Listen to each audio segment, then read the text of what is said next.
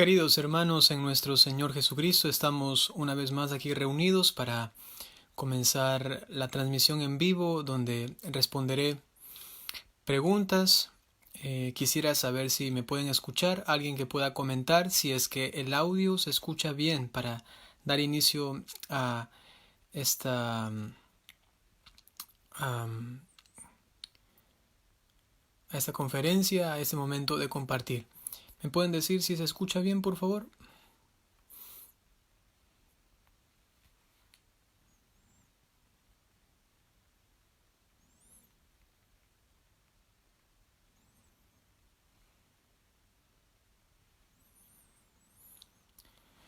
Ya está conectada Jacqueline de Palma, Lorena Tavares.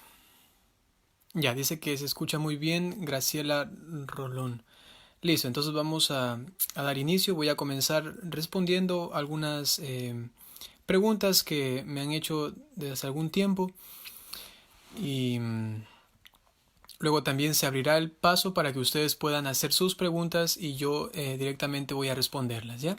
Vamos a comenzar entonces con una oración, pero antes les pediría que si pueden también compartan este video con más personas. Pueden poner el enlace y enviarlo por WhatsApp, por Facebook, para que las personas puedan mirarlo y así también hay tanta hambre y sed de el conocimiento de Dios que con este video puede alguien tener un poquito de este alimento, de esta agua fresca que va revitalizando nuestra vida espiritual y también nuestra vida moral inclusive, ¿no? Entonces vamos a también intentar compartir con las demás personas, ¿ya? Entonces comencemos ahora con la oración. En el nombre del Padre, y del Hijo, y del Espíritu Santo. Amén. El Señor esté con ustedes. Te pedimos, Señor, que envíes tu Espíritu Santo por intercesión de la poderosa, inmaculada y siempre confiable Virgen María, que ella, intercediendo por nosotros, nos regale del cielo las gracias necesarias para poder en este momento compartir la verdad del Evangelio, la verdad de la doctrina de la Iglesia Católica, y así todos enriquecidos por esta verdad nos encaminemos hacia el cielo, puesto que toda verdad nos habla y de alguna forma es el mismo Cristo, pues Él dijo una vez, yo soy la verdad. Con esta verdad nos encaminamos y podemos llegar al Padre. Dios te salve María, llena eres de gracia, el Señor es contigo, bendita eres entre todas las mujeres, y bendito es el fruto de tu vientre Jesús. Santa María, Madre de Dios, ruega por nosotros pecadores, ahora y en la hora de nuestra muerte. Amén. En el nombre del Padre, y del Hijo, y del Espíritu Santo. Amén. ¿Les parece bien que en un minutito vamos a comenzar? Solamente les invito a que compartan con todas las personas que pudiesen hacerlo. En este momento yo también lo estoy haciendo. Permítanme brevemente.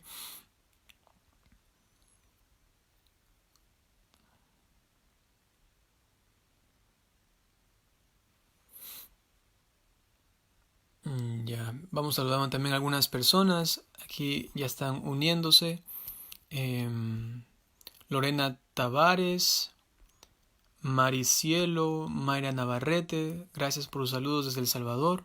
Luciano Chacón, Argueta Rossi, buenas noches. Edwin Andrés Hernández Morales, Rosy Flores Ovalle, Brenda Flores, Argueta Rossi, Ninosca Sierra.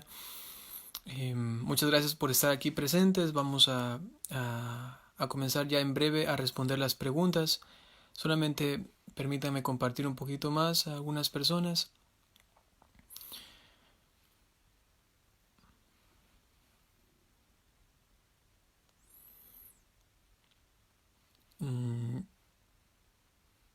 Ya. Buenas noches, María Zacatzontle. Están saludando desde California. Gracias también por sus oraciones. Muchísimas gracias. Les recuerdo que cuando oran por esta misión, este proyecto de evangelización, están realizando un acto muy noble, puesto que realmente estamos llegando a muchas personas diariamente. Normalmente cada día están viendo entre 1500 a 2000 personas los videos que estamos haciendo de predicación y de compartir algunos temas de la Iglesia Católica, ¿no? Listo. Voy a comenzar con una pregunta del video pasado para arrancar luego también con sus preguntas, ¿ya? Alguien decía en el video pasado que qué pasa cuando una persona siente o parece que le están haciendo brujería. Y me decían que a veces hay ruidos en la casa, que hay inclusive animales que han aparecido por allí, tienen sueños y entonces cómo se debe actuar, ¿no? Gracias a Dios, a nuestra comunidad, cuyo nombre es Communio Santorum, en la diócesis donde estamos incardinados, nos han pedido que ayudemos con el ministerio de la liberación y también del exorcistado, ¿no? Y hemos tenido algunas experiencias, también hemos leído sobre el asunto y quisiera solamente decirles que si alguien se encuentra en una situación parecida, en la que se siente como atacado frontalmente por alguna situación, puede ser concretamente alguna brujería, algún conjuro, entonces lo más básico y lo más importante es la vida de gracia, ¿no? Es que la persona se confiese, si es que no lo ha hecho hace algún tiempo, que la familia en la que vive la familia que vive en esta casa también se confiesen, que hagan mucha oración. Decía Santa Teresita del Niño Jesús que cuando un alma está en gracia de Dios, cuando una persona está en gracia de Dios, los demonios salen corriendo, decía ella, ¿no? Se van huyendo, porque no pueden aguantar mirar y estar delante de alguien que está transmitiendo al mismo Cristo, puesto que un alma en gracia está comunicando constantemente la presencia viva de Jesucristo, porque está viviendo como hija la persona, ¿no? Como hija del Padre, y entonces Cristo está como reproduciéndose allí mismo, ¿no? Está como, digamos, muy presente, ¿no? Luego se sabe, por ejemplo, de algunos sacerdotes satánicos que se han convertido al catolicismo, y ellos decían que se les hacía tan fácil poder manipular y enviar inclusive enfermedades y algunas situaciones muy malas a diferentes personas cuando esas personas no estaban en gracia de Dios. Pero tocaban casos en los que ellos, por ejemplo, querían hacer algún conjuro a alguien y no podían hacerlo y no sabían por qué. ¿Por qué? Se reunían 2, 3 sacerdotes a hacer conjuros, a hacer oraciones contra estas personas y no sabían por qué habían ciertas personas a las que no podían hacerles nada, ¿no? Y luego se ponían a investigar y normalmente eran personas que asistían a misa constantemente, que se confesaban constantemente, que rezaban el rosario, ¿no? Entonces, frente a una persona que está en gracia de Dios y vive una vida profundamente de fe, esas personas, ni siquiera el mismo diablo, ni siquiera un maleficio, un conjuro, pudiese hacerle algo, ¿no? Porque más fuerte es la gracia de Dios y la presencia de Dios en el alma, ¿no? Eso es muy importante, ¿ya? Listo. Entonces ahora les pido, queridos hermanos, que si tienen preguntas pueden ir haciéndolas y yo ahora directamente les voy a ir respondiendo, ¿ya? De paso, voy a responder también otra que me han hecho del video anterior y era sobre una situación muy frecuente actualmente en la sociedad y es qué pasa cuando una persona se encuentra en unión libre, ¿no? Y quiere arreglar la situación. Quizá ya tiene hijos, quizá ya tiene muchísimos años con esta persona, ¿no? ¿Cómo hacer para que se arregle la situación, ¿no?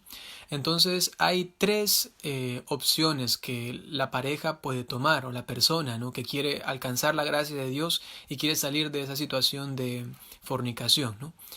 Y la primera es que sencillamente se casen, ¿no? O sea que si tienen las posibilidades de hacerlo, no poniendo pretexto del dinero, sino diciendo, bueno, vamos a esforzarnos un poquito porque la gracia de Dios no tiene precio y si es necesario voy donde el sacerdote y le explico, ¿no? Mire, padre, ahora no puedo pagar lo que me están pidiendo, si son $20, $50, no puedo pagarlo aquí ahora, por favor entiéndame, yo quiero recibir la gracia de Dios.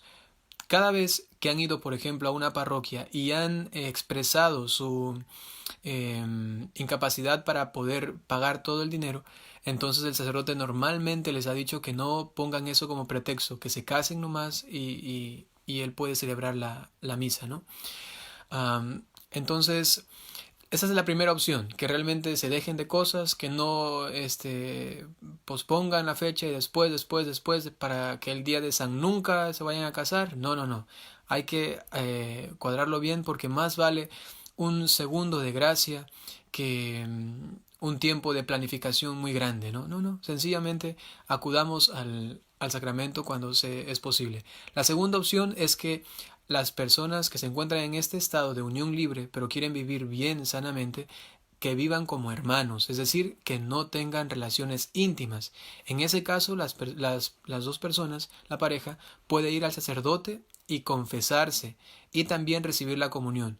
Si están viviendo como hermanos, también se conoce a esto como el matrimonio josefino, como le sucedió a la Santísima Virgen María con San José, que aun cuando vivían en una misma casa, no tenían relaciones íntimas y en consecuencia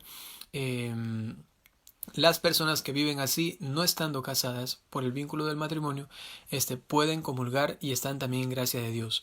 Y la tercera opción es un poco más difícil, eso se debe estudiar cada caso, y es que la persona pudiese separarse, ¿no? Pudiesen separarse por algún tiempo mientras no están casados, ¿no?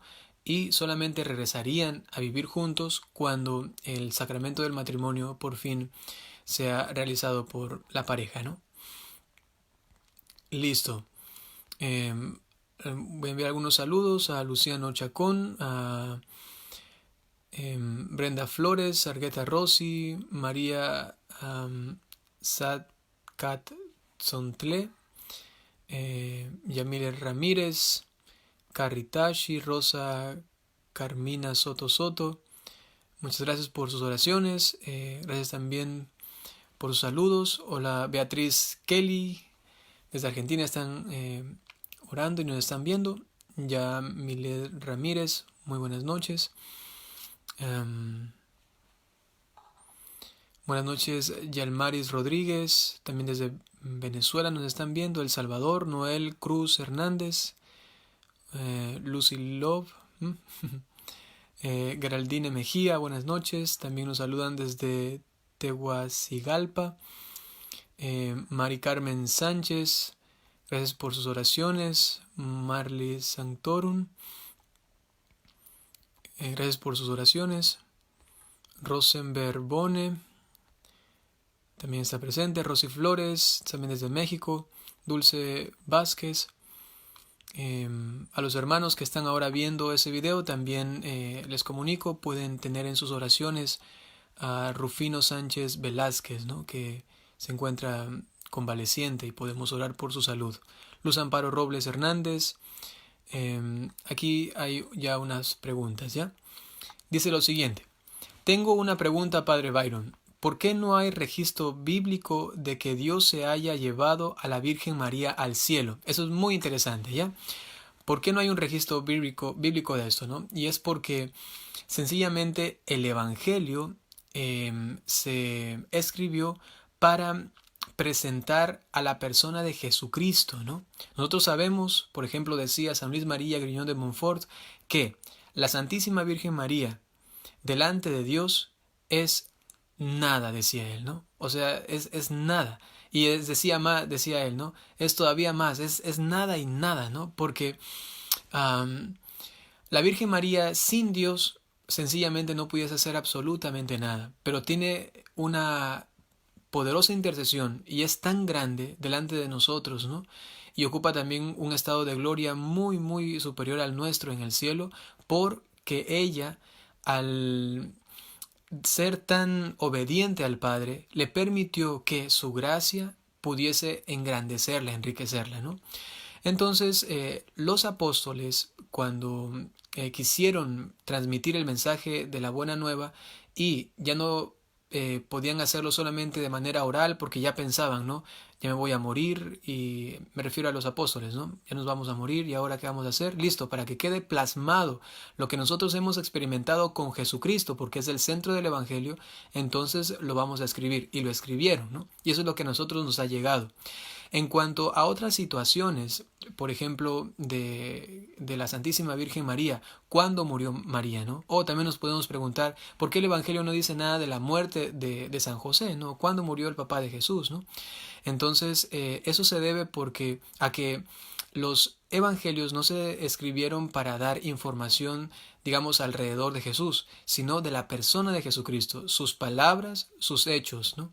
Y luego sabemos de la Virgen María, y tenemos testimonio de eso, es por las personas que vivieron alrededor de los apóstoles y que también escribieron sobre esto, ¿no?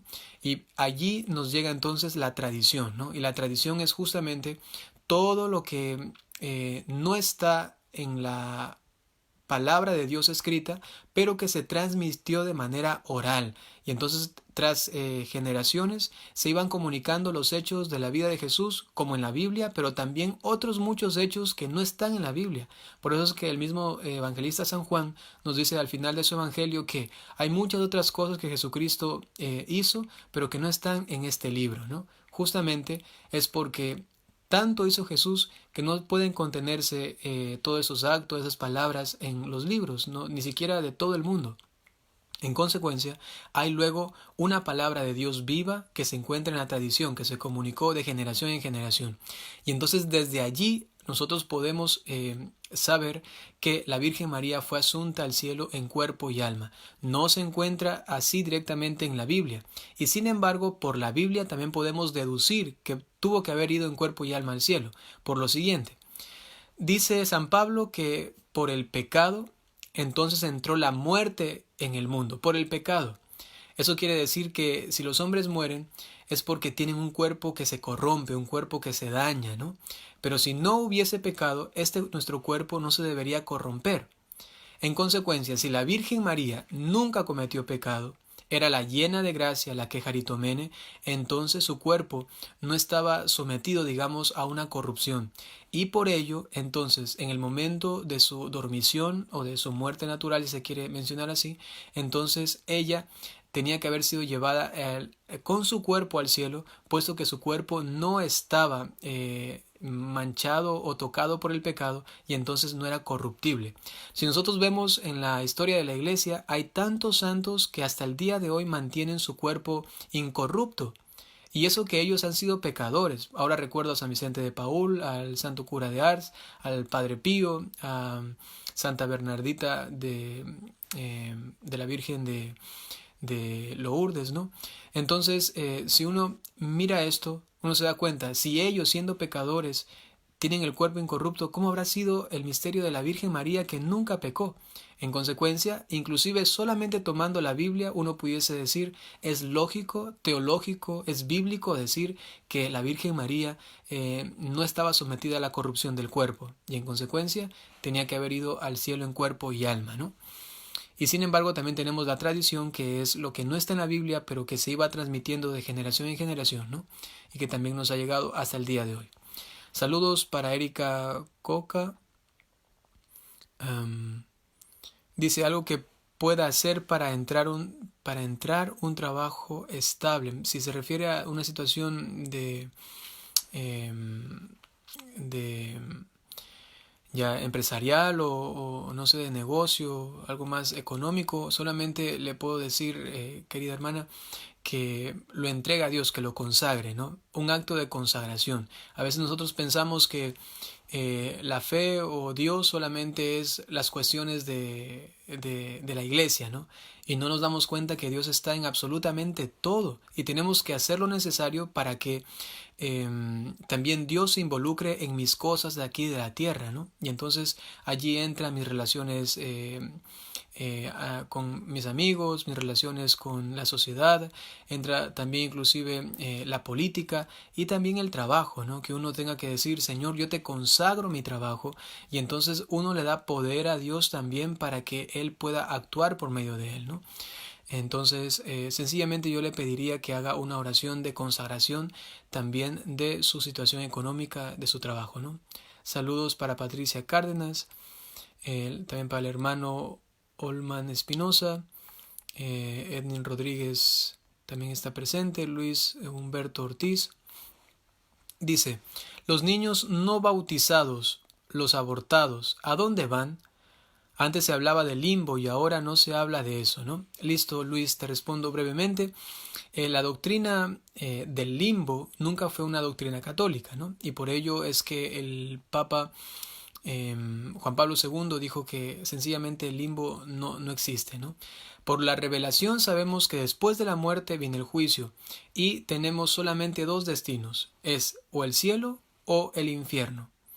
Si somos buenos, pero no hemos purificado lo suficiente nuestros pecados, nuestro destino será el cielo, pero tendríamos que pasar por el purgatorio para purificar nuestra alma. En el caso de los niños no bautizados, ellos por ser niños no tienen conciencia de pecado, no tienen la conciencia necesaria y la aceptación necesaria para cometer un pecado, y entonces no son culpables de esos pecados personales, y entonces no deberían ir al infierno. Eso la iglesia lo tiene bien claro. Al infierno no. Ahora, ¿qué podemos decir después de eso? No sabemos qué es lo que realmente sucede. Y entonces el catecismo de la Iglesia Católica sencillamente nos dice que tenemos que orar y pedir que la misericordia de Dios llegue a esos niños. Sencillamente esto, y nosotros los entregamos. Al infierno, no. Pero luego, ¿qué pasa con un alma que no ha recibido el sacramento del bautismo, que no es hija de Dios? Eso no podemos decirlo porque no es materia de revelación. Jesucristo no reveló eso. Solamente reveló lo que era necesario para nuestra salvación. Algunos misterios que van después de esta vida, el Señor no los ha dicho porque no era necesario, ¿no? Entonces, esto tanto con los niños abortados como con los no bautizados. Los encomendamos a la misericordia de Dios, ¿ya? Lorena Tavares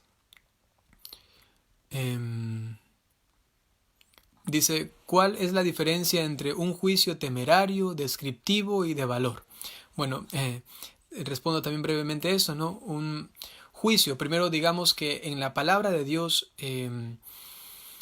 Jesús habla del juicio cuando él dice, por ejemplo, no juzguen y no serán juzgados. En la Biblia, el término juicio significa que uno se pone como el rey, porque solamente el rey era el que juzgaba, se pone como juez entonces, como juez y rey, y determina el destino de la persona. Es decir, que Jesucristo no está impidiendo que uno haga un análisis crítico de algo, de una situación o de una persona. Por supuesto que no está impidiendo eso, solamente está diciendo que ten cuidado con luego juzgar a la persona y determinar, esta persona, por ejemplo, se tiene que ir al infierno, o se tiene que ir al cielo, o esa es buena, o esa es mala. No, uno no puede juzgar directamente a la persona y determinar su destino, porque eso es justamente el juicio en la Biblia, ¿no? Luego sí puede, digamos en términos más actuales, uno sí puede hacer un juicio, por ejemplo, descriptivo y de valor, ¿no? Eso quiere decir que uno puede describir la situación que se está dando, y eso es muy necesario, ¿no? Cuando uno ve que algo está mal, que una situación está mal o una persona se encuentra en una situación negativa, uno puede describirlo porque así puede entonces analizarlo y buscar una solución. El juicio de valor también uno pudiese determinar si esa persona está realizando actos buenos o está realizando actos malos, y eso también es muy necesario para buscar una ayuda para esa persona, ¿no? Y por último, el juicio temerario, eso sí hay que tener un poco de cuidado, ¿no? porque puede ser en ese sentido que uno fácilmente, sin sopesar bien la situación, determine ciertas cosas súbitamente sin tener un conocimiento claro de la situación. Y normalmente cuando un juicio se da así está mal fundamentado, ¿no? Y puede ser muy negativo para una persona. Y si uno comienza a compartir con uno y con otro, dejaría de ser algo cristiano y se convertiría en un chisme, ¿no? Y se convertiría más bien en una oración al demonio para que esa persona más bien se hunda más, ¿no? Porque eso justamente son las murmuraciones y los chismes, ¿no? Es casi como una oración al diablo diciendo que esa persona está mal y que más bien no puede salir de eso, no hay cómo ayudarle, ¿no? En cambio, el cristiano hace la corrección fraterna, que analizando la situación, dando un juicio descriptivo, un juicio de valor, determina luego qué es lo que puede hacer para ayudar a esa persona. Siempre el camino es personalmente ir y conversar con ella para que reflexione, para que pueda pensar, y si la gracia de Dios llega a su corazón y ella lo acepta, entonces cambiar. Si no hace caso, entonces ir a la comunidad o ir a otras personas para poder luego aconsejarle. Y si así no hace caso, pues entonces habría que buscar más medidas para poder ayudarle, ¿no? Eso siempre es bueno compartirlo con un sacerdote o con un guía espiritual para que nos enseñe el camino que debemos seguir en la situación concreta, ¿no? Saludos para Flor Pineda. Dice, ¿me puede explicar que la confesión perdona el pecado pero no lo borra? A ver, Flor Pineda, más que decir que no lo borra el pecado, yo quisiera aclarar mejor lo que sé que quieres decir, ¿no? Dentro de la doctrina católica sabemos que cuando una persona comete un pecado, en su alma se dan dos situaciones. La una es la culpa de ese pecado, es decir, que es culpable, ¿no? Y la otra es la pena, es decir, la herida que causa el pecado en el alma, ¿no? Entonces, cuando yo cometo una mentira, yo soy culpable de esa mentira. Y además ha dejado una herida en mi alma, ¿no? Y entonces yo me convierto en alguien que tiene una pena, ¿no? Porque eso me ha causado daño y luego tengo que reparar de alguna manera ese daño que yo he hecho y que también me está haciendo a mí mismo daño, ¿no? Entonces tenemos dos situaciones que se dan por cada pecado. Es la culpa y es la pena. Cuando uno se va a confesar, el sacerdote le da la absolución, los pecados son realmente perdonados y digamos que también borrados. Entonces, en ese momento yo dejo de ser culpable, eso es importante. Ya no soy culpable delante de Dios. Si me llegase a morir en ese momento, me iría al cielo. Pero, eso es importante, aun cuando mis pecados ya han sido perdonados, no puedo ir al cielo directamente, sino que tengo que pasar por el purgatorio porque aún no he cumplido la pena de esos pecados, ¿no? Entonces, en la confesión se borra la culpa, ya no soy culpable, pero tengo una pena por el pecado. Por eso es que cuando nos confesamos, el sacerdote nos suele decir que hagamos una penitencia, es decir, que somos penitentes, porque tenemos una pena que cumplir. Entonces vamos y hacemos las oraciones. Esas oraciones solamente son un símbolo de lo que tenemos que hacer con nuestra vida continuamente para arreglar la situación que ha producido nuestro pecado y que ha dañado nuestra alma. Por ejemplo, si es que yo tengo un balón de fútbol y estoy jugando en la calle y pateo el balón y va a la casa de mi vecino y le rompo una ventana, ¿no? Los cristales brincan por todo lado y entonces queda rota la ventana.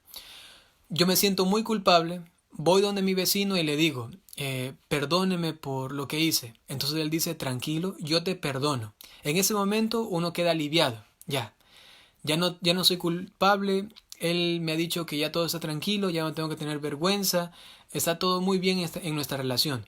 Pero esta ventana, este cristal, aún sigue roto, ¿no? Entonces tenemos que buscar una forma para reparar ese cristal. Entonces, aun cuando me perdonó este señor, yo voy a un centro comercial, compro un cristal y le doy uno nuevo. Allí, en ese momento, lo que yo hice mal y que me fue perdonado, recién en ese momento fue reparado. Y cuando es reparado, entonces yo ya he cumplido mi pena. Eso mismo se aplica en todos los pecados. Cometemos un pecado, somos culpables, en la confesión se nos borra la culpabilidad, pero somos penitentes y en consecuencia tenemos que purificar nuestra alma por medio de penitencia, por medio de actos de misericordia, actos de caridad. Eso va purificando nuestra alma aquí en la tierra para que cuando muramos, entonces no tengamos que pasar por el purgatorio, sino que vayamos directamente al cielo y ya estando en un estado muy, muy grande de santidad. Eso le pasa a los santos, que ellos mueren y van directamente al cielo porque han purificado sus pecados aquí en la tierra. Y allí uno entiende por qué hacían tanta penitencia, ¿no? Actualmente no se habla mucho de la penitencia, más está hablando solamente de que uno tiene que aceptar la misericordia de Dios y es muy bueno y es lo principal, ¿no? Aceptar la misericordia de Dios, pero también esto requiere luego una cooperación. Yo voy también a realizar actos de amor y de penitencia para purificar mi alma por los pecados que he cometido. Y entonces ahí queda ya borrada la la pena, ¿no? La pena por los pecados cometidos. Listo, muchas gracias Flor Pineda por preguntar. Geraldina Mejía, Padre Byron, ¿se puede comulgar y confesarse después siempre y cuando se reciba el sacramento de la reconciliación poco tiempo después? Según lo que entiendo en tu pregunta, ¿no? Uno puede recibir la comunión siempre que uno no tenga pecado mortal. Puede ser que su confesión fue hace 2 meses, uno puede seguir comulgando. Puede ser que fue hace 4 meses, uno puede seguir comulgando siempre y cuando no tenga un pecado mortal, ¿no? Es decir, que no haya cometido algo muy, muy grave, ¿no? Que integre, ya lo tengo también en otro video, pueden buscarlo en YouTube o en Facebook, que integre un pleno conocimiento, pleno consentimiento y materia grave. Cuando hay pleno conocimiento y materia grave, entonces el pecado es mortal. Si falta una de estas, si no es muy grave, entonces no es mortal. Si falta conocimiento, no es mortal. Si falta consentimiento de la persona, no es mortal. En ese caso, entonces puede seguir comulgando. Y lo puede hacer, según la doctrina de la Iglesia, hasta 1 año máximo. Máximo 1 año. Luego tiene que confesarse. Si no se confiesa, ya comete un pecado mortal, ¿no? Lo que yo recomiendo es confesarse 1 vez al mes, ¿no? Y hacerlo también con todo el sentido y la conciencia necesaria, ¿no? Para rechazar el pecado y comenzar a construir una vida de santidad, ¿no? Entonces se puede comulgar siempre y cuando no haya pasado 1 año después de su confesión y no haya cometido un pecado mortal. Si se cometió un pecado mortal, inmediatamente a confesarse, ¿no? Enid Rodríguez, están saludando desde Florida.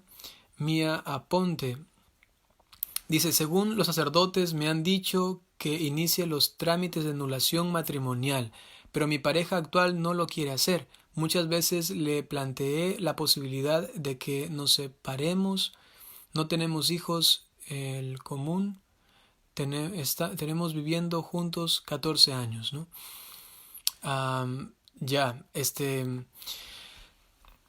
Para hacer, primero aclaremos lo que es un trámite de nulidad, ¿no? Recordemos que no es un trámite para anular el matrimonio, sino que es para declarar nulo. Eso es algo muy importante. Actualmente he escuchado muchas personas que dicen ya estoy haciendo un trámite para anular mi matrimonio. Eso es incorrecto. Ningún matrimonio se puede anular, ninguno. Porque anular significa que realmente existe y yo ahora digo ya no existe, ¿no? Eso la Iglesia no puede hacer nunca porque Dios no le dejó esa autoridad.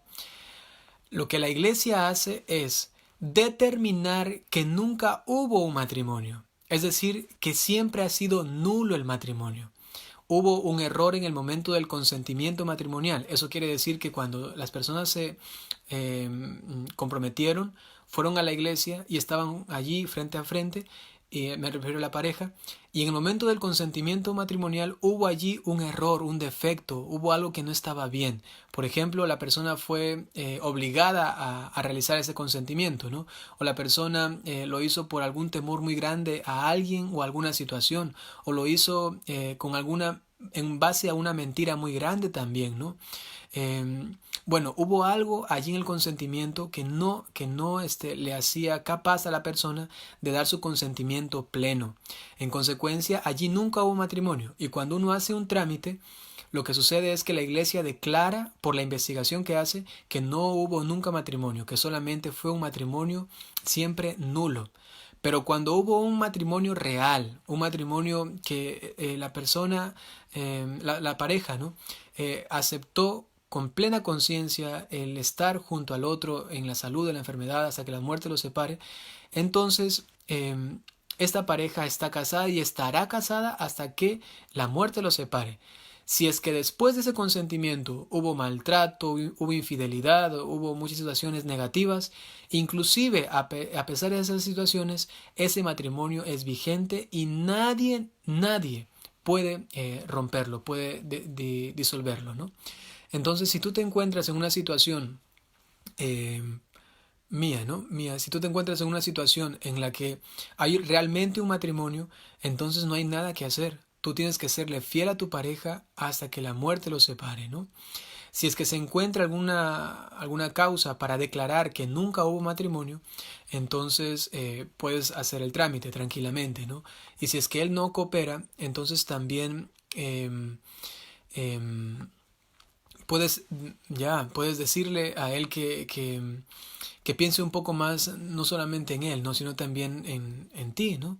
Y por otro lado, sería bueno que si puedes llevar a tu casa a un sacerdote, a algún misionero, para que hablen por medio de una mediación ustedes dos, ¿no? Siempre es muy importante que haya como una especie de intercesor cuando la situación de dos personas no funciona muy bien, ¿no? Para llegar a un acuerdo, ¿no? Quizá a ti no te hace mucho caso porque por la convivencia diaria es más difícil ser más accesible, ¿no? Eso suele pasar mucho cuando pasamos mucho tiempo con una persona, ¿no?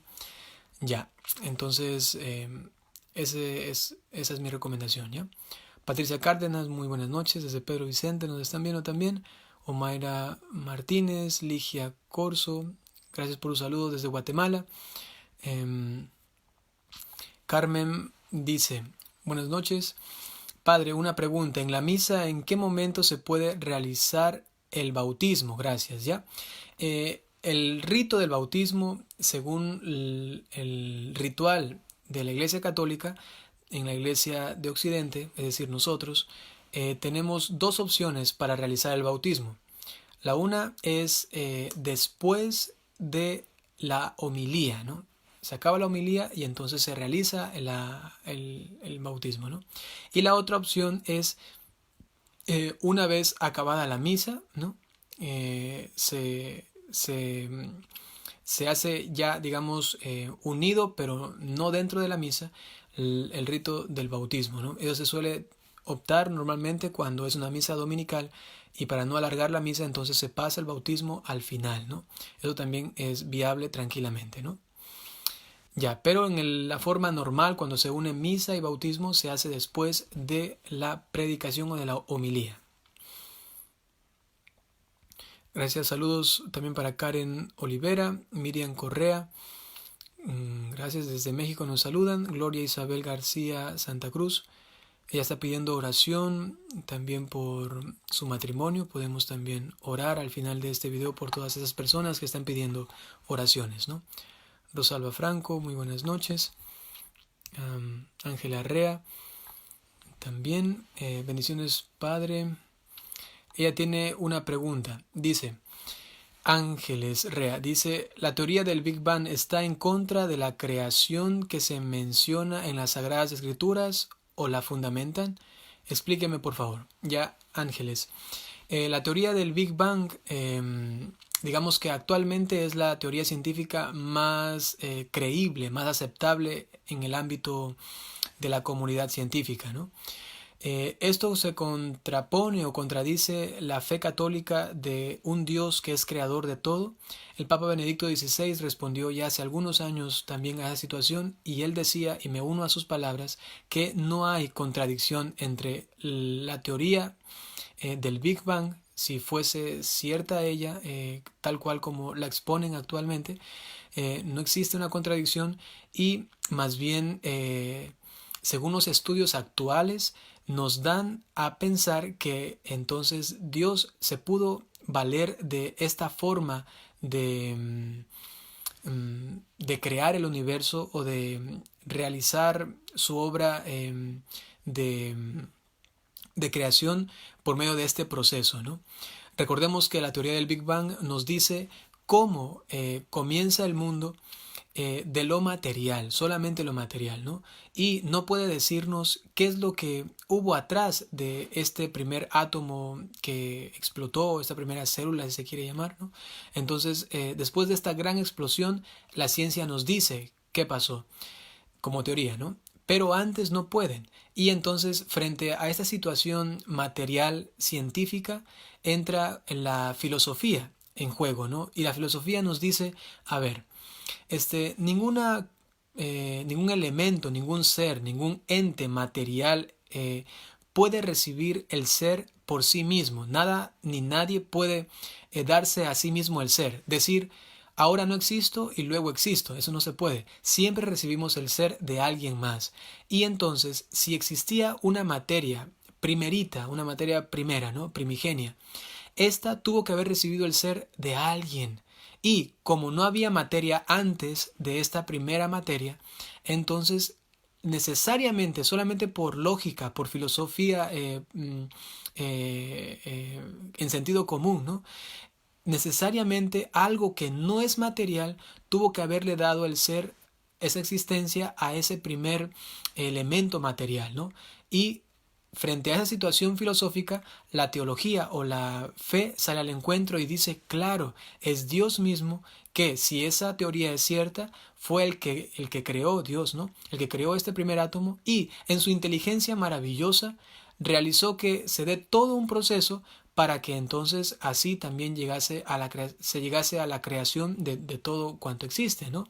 Hasta el día de hoy. Inclusive se sabe que actualmente el universo se sigue expandiendo, ¿no? Eso quiere decir que el universo está como todavía en proceso de creación, ¿no? Está como expandiéndose hasta, según entiendo, tenemos más o menos como 100 billones de años todavía para aprovechar del universo hasta que supuestamente, según algunos científicos dicen, acabe su expansión, ¿no? Y entonces ahí sí será el fin de todo, ¿no?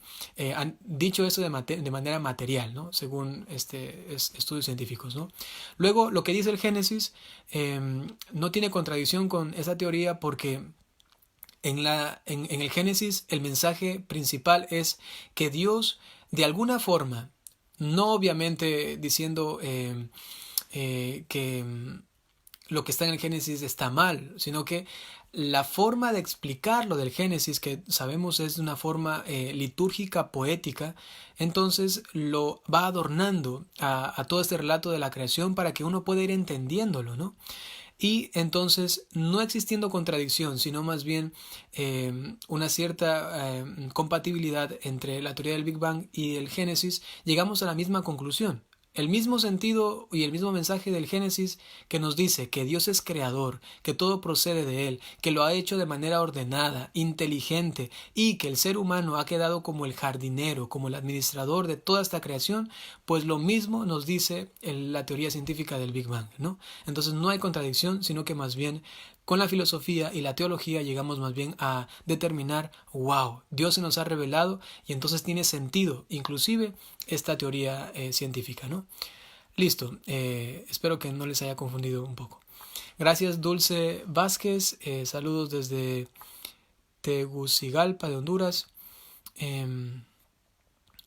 ¿Qué opinión le merece el camino neocatecumenal? ¿Lo conoce? Gracias, Dulce Vázquez. Digo algo breve sobre el camino neocatecumenal. No le conozco a fondo.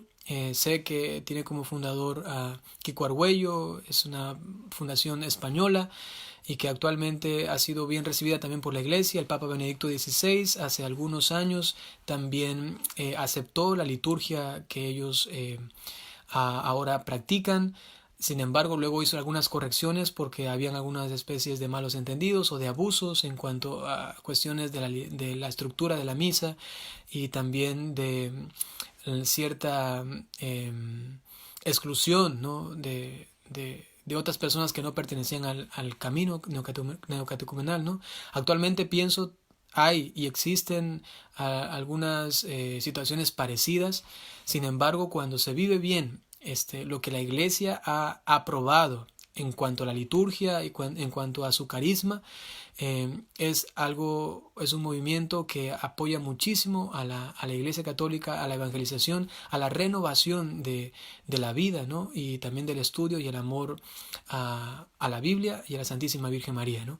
Entonces, mi opinión, visto desde el punto de vista de origen y de su intención real, es algo maravilloso. Yo lo apoyo y lo animo a continuar, ¿no?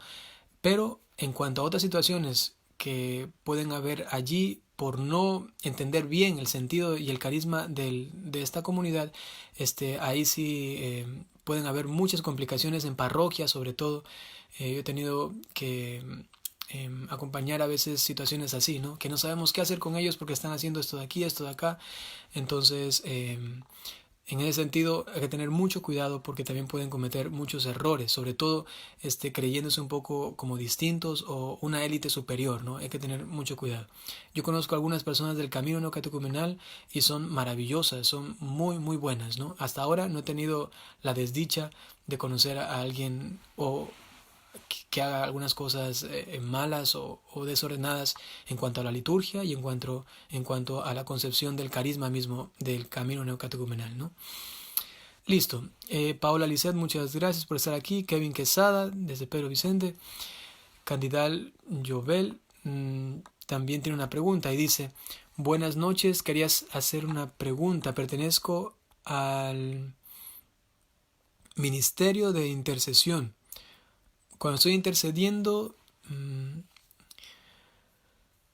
dice que pone su mano arriba, tiene las manos frías y siento que agua corre por ellas, dice nuestra hermana. Bueno, en el mundo sobrenatural, cuando estemos en oración, allí pueden ocurrir muchas cosas. San Juan de la Cruz, él explica y va describiendo algunas situaciones que pueden pasar en la oración, ¿no?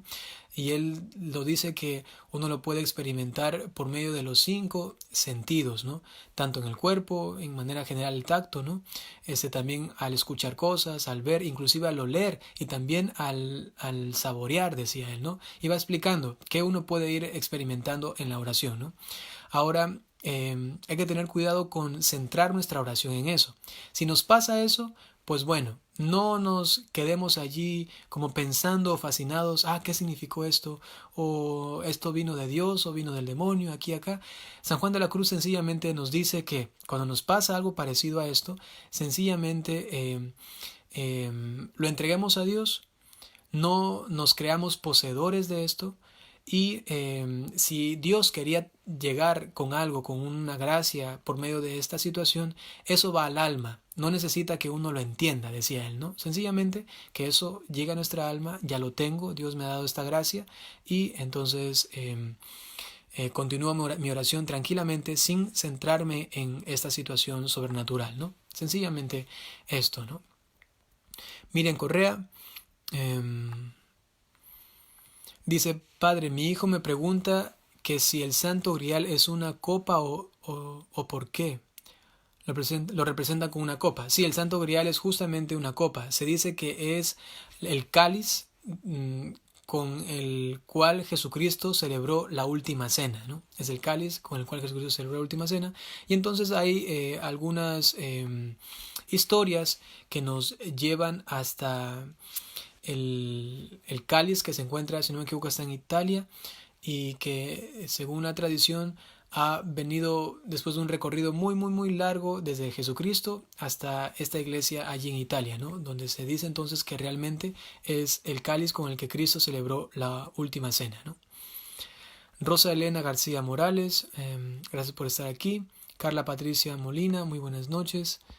Em, Hola, hermano. ¿Me podría decir cuál es la epíclesis, por favor? Ya. La epíclesis, en la Santa Misa se refiere ella, ¿no? Es cuando el sacerdote hace este gesto de imponer las manos, pone las manos así sobre las especies del pan y del vino y en ese momento implora al Espíritu Santo.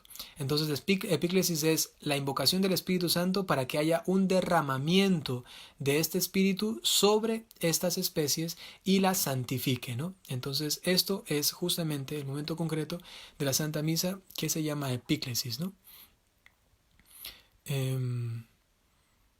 Dice Raúl Flores, ¿es mala la meditación? La meditación cristiana es sublime, es muy necesaria y no se entiende un cristiano que no haga meditación, pero que sea una meditación realmente católica y cristiana. Quizás estás refiriendo tú a la meditación, yo que sé, trascendental, las meditaciones que vienen de ámbitos orientales, yo que sé, haciendo Feng Shui o Reiki, yoga, cosas así. Si te refieres a este tipo de meditaciones orientales, eso sí está mal, porque tiene toda meditación oriental, por ejemplo, el yoga, tiene una base espiritual y se hace invocaciones reales a supuestos dioses. En este caso sería, si hay algo espiritual que me puede ayudar, pero que no es Dios y que no pertenece a Dios, sencillamente pertenece al demonio. Y en consecuencia hay que tener mucho cuidado con realizar estas prácticas porque se están haciendo realmente invocaciones. Y aun cuando alguien no tenga la intención de hacer esta invocación, entonces ¿qué sentido y qué coherencia tiene? A estar haciendo algo que tiene como base una oración para invocar otros dioses, ¿no? En consecuencia, lo que yo siempre respondo para no entrar en un conflicto de que sí es bueno, que aquí, que no, que aun cuando no lo invoco me hace bien para relajarme y aquí y acá, sencillamente yo les digo, a ver, si ustedes están buscando un momento de, de tranquilidad, ¿no? Pues entonces recen el rosario.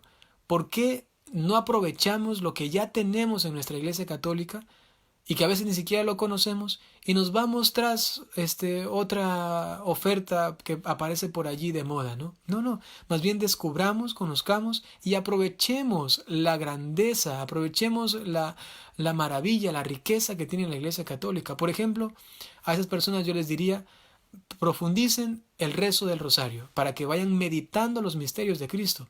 Eso trae muchísima más paz que realizar una sesión de yoga, ¿no? Eso trae luego también un beneficio de gracia, trae un beneficio espiritual, ¿no? Entonces, la meditación más bonita dentro de la Iglesia Católica, a mi consideración, es la meditación de la pasión de Cristo y hacerlo esto en el Santo Rosario, esto es maravilloso, ¿no? Entonces, más bien la meditación es muy necesaria, ¿ya? Pero la meditación cristiana realmente católica, ¿no? Gracias Gloria Isabel García, oramos también por tu familia al final de este video. Ana Gómez, los casados que anulan su matrimonio y se vuelven a casar pueden comulgar. Ya, si hay una pareja que estuvo casada, pero llega a comprobar que nunca hubo matrimonio. Aquí ella ha puesto anulan, ¿no? Recuerden que no hay anulación, hay nulidad. Eso es distinto. Anulación, repito, es cuando algo existe y yo lo acabo. En cambio, nulidad significa que nunca fue realmente efectivo eso que se realizó. En este caso, el matrimonio. Nunca hubo matrimonio. Entonces, la pregunta más bien correcta sería la pareja que vivió junta, pero que no consumó y que no realizó realmente el matrimonio sacramental y se vuelve y se une a otra pareja. Entonces, si puede comulgar, en ese caso, la persona puede comulgar siempre y cuando se case matrimonialmente con la otra persona, ¿no? Con la otra pareja, ¿no? En ese caso sí puede comulgar, ¿no? Pero siempre y cuando realice el sacramento del matrimonio con esa otra pareja, puesto que con la anterior nunca hubo matrimonio, solamente se declaró nulo el matrimonio. Ya, saludos para André Cruz, Andrés Hernández, Edwin Morales. Padre Byron, tengo otra pregunta. Tengo una relación y mi pareja es adventista del séptimo día y yo soy católico. Estamos aquí juntos mirando su transmisión. ¿Qué debería hacer? Bueno, también le saludo a la chica. Si te refieres a la relación como como un proyecto al futuro, pues en la Iglesia Católica existe la forma para que un católico cristiano bautizado se pueda casar con un cristiano bautizado pero que no es católico, ¿no? Eso existe. Yo te invitaría a que veas en YouTube, por ejemplo, yo tengo un video concreto justamente sobre este tema. Allí explico cuáles son los requisitos y la forma con la que se puede llevar a cabo este matrimonio, ¿no? ¿Es permitido en la iglesia? Sí, se tiene que sacar una dispensa y entonces se puede acceder al sacramento del matrimonio según una forma, un rito también especial, ¿no? Entonces, si ustedes ven que Dios les está llamando a estar juntos, si se pueden ayudar y no hay conflicto en la fe, si no pasan peleando por situaciones doctrinales aquí y acá, sino que más bien son muy respetuosos y también admiran la fe de la otra persona, entonces eso puede ser un buen fundamento para construir un matrimonio. Pero si ya desde ahora están viviendo mal y peleándose y que eso de aquí, eso de acá, recuerden que luego va a ser toda una vida con alguien que muy posiblemente nunca va a cambiar su fe y va a continuar en esa fe que tiene, y entonces voy a tener que soportarla, ¿no? Entonces si me atrevo a, a decir que sí y a continuar la relación, es a sabiendas de que tengo que esforzarme bastante, ¿no? Ustedes tienen que sopesar bien la situación, y si ven que sí, que Dios está pidiéndoles a ustedes mantenerse juntos, oren mucho entonces para saberlo. Existe en la Iglesia Católica la forma del matrimonio con una pareja que no es católica, ¿no? Inclusive existe con alguien que no es ni siquiera cristiano, que es de otra religión, ¿no? Inclusive con alguien que ni siquiera cree, ¿no? Listo. Saludos para Joshua Torres también, Lorena Tavares, Dora Salazar. Dice, ¿la indulgencia borra el pecado? A ver, solamente aclaremos otra vez, digamos, los términos precisos, ¿no? Cuando uno comete un pecado, queda en el alma la pena y la culpa, ¿ya? Pena y culpa. Entonces, cuando uno recibe una indulgencia, significa que se tuvo que haber confesado. Entonces, ya la culpa ha sido borrada. Y si se hace lo conveniente para recibir la indulgencia plenaria o la indulgencia parcial, entonces esta indulgencia lo que hace es mitigar o reducir la pena, y si es indulgencia plenaria, completamente la pena es borrada, ¿no? Ojo a esto, la pena, ¿no? Y en consecuencia, si la persona llegase en ese momento a morir, llegaría directamente al cielo, ¿no? Ni siquiera debería pasar por el purgatorio, porque ha recibido una indulgencia plenaria que ya ha purificado su alma, y entonces ya no tiene que realizar este proceso de purificación, ¿ya? En el purgatorio. Luz Amparo Robles Hernández, ¿qué pasa cuando una persona se cambia de religión? Esto siempre es muy particular, muy personal, subjetivo, ¿no? Porque puede ser que una persona se cambie de religión por una buena conciencia, ¿no? O sea, que realmente determina que digamos, en la Iglesia Católica no me cuadran ciertas cosas y veo más conveniente y más convincente esta otra doctrina de otra iglesia, ¿no? Entonces esta persona, si se cambia porque realmente es fiel a su conciencia, ni siquiera está cometiendo un pecado grave, ¿no? O ni siquiera está cometiendo un pecado porque está siendo fiel a su conciencia. Pero de estos casos hay poquísimos, que una persona llegue a determinar que la iglesia no tiene la verdad, ¿no? Si lo llega a hacer es porque no conoció nunca bien su fe, ¿no? Y ya por allí se puede hablar de cierta culpabilidad, ¿no? Pero si esta persona se esforzó por conocer, pero no pudo conocer lo suficiente, aun cuando se esforzó, y se cambia de religión, esa persona no comete pecado.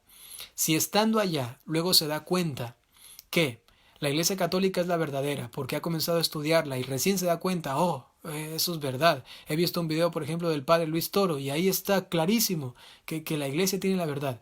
Y ahí, y en ese momento, no se atreve a regresar, ahí está cometiendo un pecado, y grave, ¿no? Un pecado muy grave, ¿no?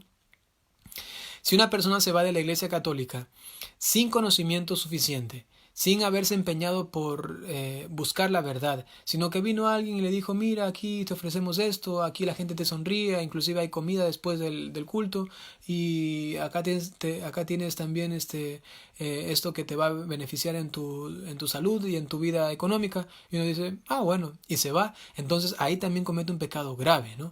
Porque está dejando su fe sin una razón, como en el otro caso, que era noble, ¿no? Que él realmente estaba buscando la verdad. En este caso solamente es un descuido y un desinterés completo por su fe, ¿no? Entonces en este caso es un pecado grave, ¿no? Sandra Orozco Yaques dice, ¿qué puedo hacer para ser más paciente con mi hijo? Para, para corregirlo sin levantar la voz y suene como gritos, y que suene como gritos. Ya, yo te recomiendo lo que decía San Vicente Ferrer a las mujeres, ¿no? Él tenía mucha relación paternal, de dirección espiritual con mujeres, y él decía, haz algo tan sencillo, pero que si uno lo hace con fe, es muy, muy, muy fuerte y muy beneficioso para nuestra vida espiritual, nuestra vida humana también, en relación con las demás personas. Él decía, tengan siempre agua bendita en la casa. Y entonces, cuando saben que tienen que entrar en un diálogo con alguien, con los hijos, porque están haciendo los deberes y que la situación normalmente es un poco difícil, entonces tengan esta agua bendita, tómenla y pónganla en sus labios, en su frente, en su pecho, sobre todo en sus labios, decía él, para que Dios custodie su boca y entonces no salgan de ustedes palabras vanas o palabras hirientes, llenas de ira, de negatividad, ¿no? Entonces decían de él que cuando las mujeres aplicaban esto en su vida familiar, su relación con el matrimonio y con sus hijos iba mejorando, ¿no? Entonces sencillamente esto, ¿no? Como un tip muy, muy concreto, ¿ya? Venido de un gran santo, San Vicente Ferrer. Obviamente pedir a Dios la gracia en la oración, eso siempre, siempre ayuda, ¿no? Benigna Valencia, muchas gracias por estar aquí, gracias por sus oraciones. Nicolás Aguilera, perdón. Buenas noches, ya estás aquí, qué bueno. También nos saluda desde Argentina. Charles Yesua López de Asís, muchas gracias por también estar aquí. Saludos de México, gracias Rafael Saavedra Delgado.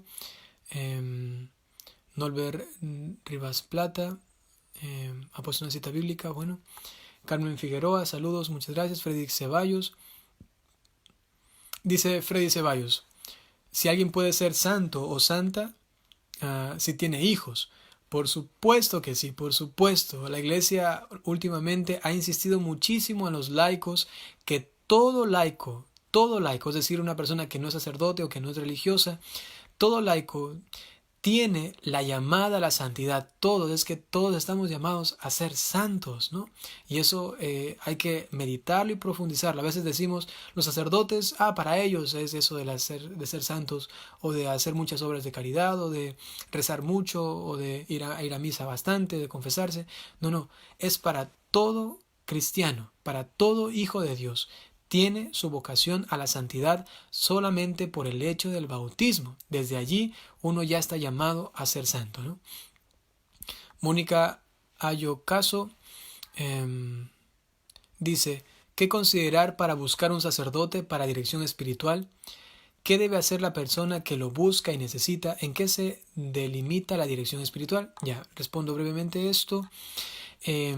Para considerar a un sacerdote como un futuro guía espiritual, San Juan de la Cruz nos dice que lo importante es que el sacerdote tenga ciencia, es decir, que tenga conocimiento de los asuntos espirituales, de una formación y de una dirección espiritual, ¿no? Eso es muy importante.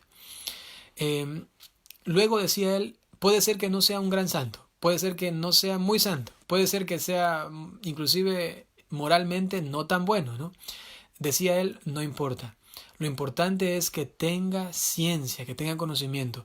Y así esa persona nos puede a nosotros ayudar muchísimo, independientemente de su vida, ¿no? De lo que él tenga, yo qué sé, que sea a veces, que él diga, por ejemplo, tú tienes que tener paciencia, tienes que ser humilde, pero él sea un hombre iracundo, ¿no? Y que en la iglesia pasa gritando, ¿no? Digamos así, el padre, ¿no? Sin embargo, si él tiene ciencia, tiene conocimiento del asunto, uno puede determinar que él puede ser un buen director espiritual, ¿no? Luego, también es bueno que no sea muy joven, ¿no? Porque la madurez también humana es necesaria, ¿no? El hecho de tener ya cierta edad. Normalmente, pasado los 50 años, normalmente es un buen director espiritual, ¿no? Antes es un poco difícil. Sin embargo, hay casos como el caso de San Juan de la Cruz, que él desde muy temprana edad dirigía a muchísimas hermanas religiosas, sobre todo carmelitas, ¿no? También San Francisco de Sales, ¿no? Bueno, y ¿a qué se delimita la dirección espiritual? Pues justamente al área espiritual, ¿no? Que tiene repercusión en la vida humana, por supuesto, ¿no? Pero el punto neurálgico o central siempre va a ser la vida espiritual, ¿no? La vida espiritual. Porque a veces se puede caer en dirección espiritual y se convierte como una especie de decir mis penas humanas o decir mis cosas como buscando solamente un refugio y alguien que me escuche como si fuera un psicólogo, ¿no?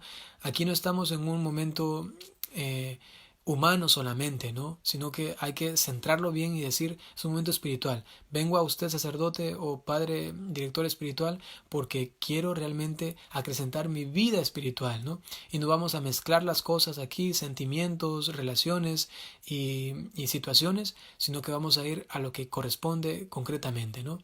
Y para eso el sacerdote tiene que tener entonces un buen criterio para poder colaborar con la persona y guiarle, ¿no? Eso es algo muy delicado y por ello es conveniente la ciencia y también la madurez humana del sacerdote, ¿no? Ya. Argueta Rossi ha puesto un mensaje, veamos si es que lo puedo leer bien. Dice, cuando muere una persona se hace los 9 días y se le pone un vaso con agua y se hace el levantamiento del espíritu, pero que pasa con los que no se le hace, eso es bueno. Eso solamente, yo realmente no conozco, no sé de qué lugar me estás hablando, quizás es una tradición de algún pueblo, no sé si tiene que ver algo con alguna superstición, yo visto así ahora desde lejos y según lo que tú me dices, no lo veo muy bueno, ¿no? Más bien, quedémonos con lo seguro, ¿no? No quiero determinar o juzgar esta situación porque no tengo un conocimiento claro de no sé si se puede llamar un rito cultural, o no sé, ¿no? De poner este vaso y hacer un levantamiento para que vaya el espíritu, no entiendo muy bien. Suena un poquito supersticioso, ¿no? Más bien, si te digo ahora concretamente, no te lo recomendaría. Sabemos que en el momento que la persona muere, ya sale al encuentro del juicio con Jesucristo, entonces no hay que hacer una especie de levantamiento de un espíritu, ¿no? Eso nosotros no tenemos autoridad para determinar ya ahora que se vaya el espíritu, ¿no? Eso está dentro del designio de Dios y Él sabe cuándo y cómo se hace eso, ¿no? Por eso te digo que me parece un poco extraño, ¿no? Sin embargo, no conozco muy bien esa tradición. Dicho así, ahora inmediatamente no la veo muy buena, ¿no? Liliana Rica dice... muchas gracias por sus saludos y oraciones. José Chamorro también está presente. Muchas gracias por mirarnos, por estar aquí con nosotros. Vivir como auténticos cristianos también está presente. ¿Cómo explicarle a un testigo de Jehová que sí se puede comer sangre? Bueno, o beber sangre, ¿no? Bueno, esto es sencillo. La cita bíblica que utilizan ellos corresponde al Antiguo Testamento. Y entonces allí se dice que en la sangre está el alma, está el ser de la persona, ¿no? Según una concepción judía muy limitada, que recién se estaba profundizando en el misterio de Dios, ¿no? Recordemos que el Antiguo Testamento, aun cuando es palabra de Dios, también nos comunica la limitación que se tenía en el conocimiento de Dios, y por eso era necesario la venida de Jesucristo, para que Él nos lo revelase a Dios completamente, según nosotros necesitábamos para nuestra salvación. En consecuencia, por ejemplo, en el Antiguo Testamento se dice que el faraón tenía el corazón endurecido porque Dios se lo endurecía. Esto tiene lógica con una concepción actual según la que nos reveló Jesucristo. No, porque Dios no es el origen del mal. Dios no es el que pone un corazón duro, por supuesto que no. Sin embargo, el judío de aquel tiempo pensaba que de Dios venía lo bueno y lo malo. Pensaba que venía de Dios lo bueno y lo malo. Y si es que algo malo ocurría, también era porque Dios lo quería, ¿no? Y eso actualmente no es así. Actualmente se habla más bien de la voluntad de Dios positiva y la voluntad de Dios permisiva. La voluntad de Dios positiva es lo que realmente Dios quiere para nosotros, por ejemplo, que seamos santos, ¿no? Y la voluntad permisiva es lo que Dios permite, aun cuando Él no lo quiera, ¿no? Y esto es, por ejemplo, el pecado. Esto es, por ejemplo, esta obstinación del faraón, ¿no? De su corazón. Entonces ahora lo entendemos mejor. Pero el judío de aquel tiempo tenía limitaciones para entender esto y en consecuencia se necesitaba la persona de Jesucristo para que todo se aclare. En este caso también de la sangre, si se le atribuía que en la sangre estaba el alma, era por su conocimiento limitado, que con Jesucristo entonces se expande y se entiende muy bien, ¿no? Inclusive ya también después con la visión de San Pedro, ¿no? Que él mira bajar del cielo una sábana con animales y Jesús, Dios, le dice a él que mata y que mata y que mate y que los coma, ¿no? Que los coma. Ahí no está diciendo que le saque la sangre aquí y acá, no, sino que los coma, ¿no? Inclusive San Pablo, cuando habla de que no pasa nada si es que uno come carne que no es judía, que inclusive ha sido ofrecida a los ídolos, él dice que no es ni siquiera pecado, que solamente no lo haría porque consideraría que sería un escándalo para otras personas. Pero de ahí, decía él, nosotros somos libres para comerla, ¿no? Pero yo no lo haría para no escandalizar a alguien. Y en ese sacrificio no se apartaba la sangre, ¿no? Sino que, en esta carne que comía en el mundo pagano, no se apartaba la sangre. Entonces, también para el mundo cristiano, para la era cristiana, ya en el tiempo de Jesucristo, esta doctrina de que en el alma, que en la sangre estaba el alma, también ya estaba renovada, ¿no? Y nosotros sencillamente sabemos eso, ¿no? Y luego Jesucristo también dijo, todo lo que entra por la boca del hombre no hace impuro al hombre, sino lo que sale de su boca. Y el mismo Evangelio dice que allí declaraba puro todos los alimentos, absolutamente todo. Nada que entra por nuestra boca nos daña en nuestra alma, ¿no? Sino más bien lo que sale de ella, ¿ya? Listo.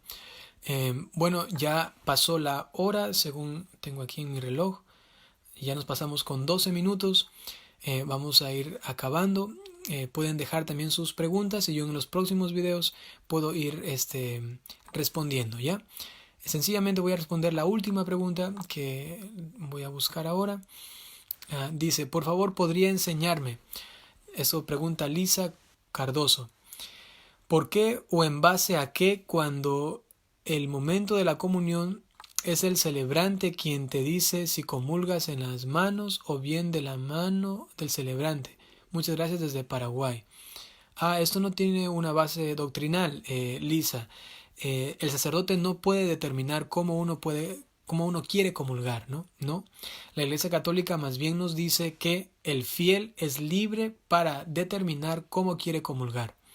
Él nos puede recomendar, por ejemplo, yo te recomiendo a ti hacerlo siempre de rodillas y en la boca, ¿no? Pero yo no puedo decir, tienen que todos hacer eso, ¿no? No. Solamente el mismo fiel, a sabiendas de esto, a consideración de esto, puede determinar cómo desea comulgar, ¿no? Y repito, es una cuña publicitaria, todo el mundo, como consejo de mi parte, recibir la comunión de rodillas y en la boca, ¿ya? Entonces, si un sacerdote dice cómo tienes que comulgar y te obliga a hacerlo, eso no es correcto, ¿no? Ya uno por obediencia lo puede aceptar y lo puede hacer como él ha dicho, pero uno sabe que eso no es correcto, ¿ya? Listo, vamos a acabar. Lamentablemente el tiempo ya ha llegado a su límite. Gracias por estar aquí, todas estas personas que estoy viendo. Luego yo también veo los nombres y también los pongo en mis oraciones, ¿no? Omaira, Carmen, Blanca, Mónica, Carmen Figueroa, Janet, Blanca, Erika, Canchala. Disculpen que ahora no voy a poder seguir respondiendo. Más bien ahora voy a darles la bendición y les invito a que continúen viendo nuestros videos. Estoy subiendo cada día una predicación del Evangelio o de las lecturas de la misa. Cada viernes estoy subiendo una clase de teología. Pueden buscarlo en Facebook o más fácil pienso es en YouTube. Busquen allí curso de teología para laicos. Cada viernes ustedes pueden verlo y se van formando en teología, que es muy muy importante para aquellos que tienen hambre también del conocimiento de Dios. Y cada mes, más o menos, cada 3 semanas, cada mes realizo este video en vivo para que ustedes puedan hacer sus preguntas según tengan necesidades, ¿no? Saludos también a Rainer Cadmen, Gloria Cherres, Lorena Sánchez. Bueno, discúlpenme los demás que no puedo ver todos los mensajes. Ya vamos a acabar esa transmisión. Vamos a hacer la oración y también luego voy a darles la bendición. En el nombre del Padre, y del Hijo, y del Espíritu Santo. Te damos gracias, Señor, por este momento de compartir. Te doy gracias por cada una de las personas que están en este momento unidas también en oración. Pido e imploro las gracias necesarias para sus vidas, para esa semana que tienen ahora de lucha, de trabajo, de esfuerzo cotidiano. Te doy las gracias porque esto ha sido para tu gloria y para formación nuestra y salvación de las almas. Te pedimos que nos ayudes a conocerte más, que nos ayudes a amarte más. Danos más amor para amarte más a ti. Señor, danos siempre hambre de tu conocimiento, de tu verdad. Queremos llenarnos de ti, para que llenándonos tengamos todavía más hambre. Señor, danos el poder seguirte con toda radicalidad.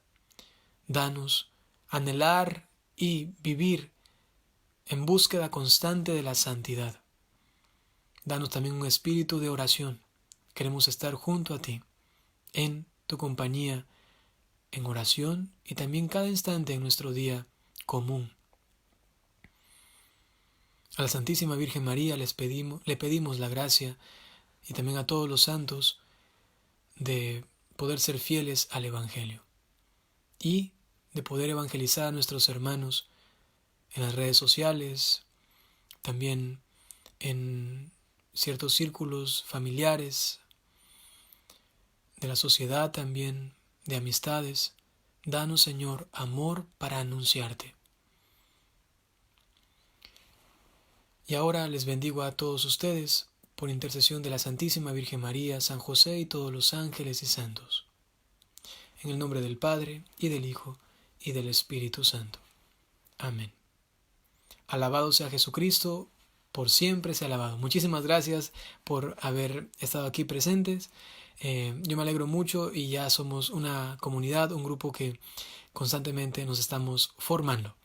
Pueden dejar ahora sus comentarios finales. Les dejo unos 30 segundos si quieren comentar. Yo repito, luego me tomo un tiempito para leer sus comentarios, ¿no? Muchísimas gracias. Chao.